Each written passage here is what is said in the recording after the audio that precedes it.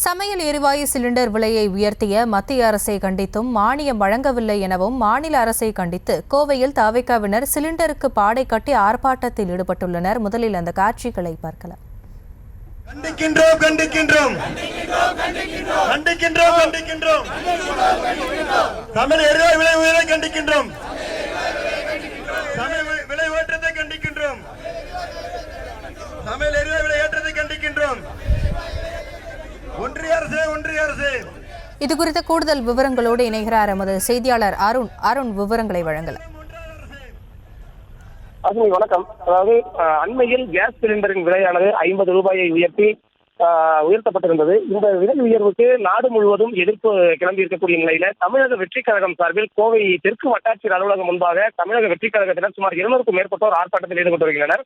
இந்த ஆர்ப்பாட்டத்தில் குறிப்பாக மத்திய அரசு இந்த 50 ரூபாய் விலை உயர்வை கண்டித்தும் அதே போன்று கேஸ் சிலிண்டருக்கு மானியம் வழங்கப்படும் என்று அறிவித்திருந்த நிலையில மாநில அரசு அந்த மானியத்தை வழங்காததை கண்டித்தும் இவர்கள் தற்போது இந்த ஆர்ப்பாட்டத்தில் ஈடுபட்டு வருகிறார்கள்.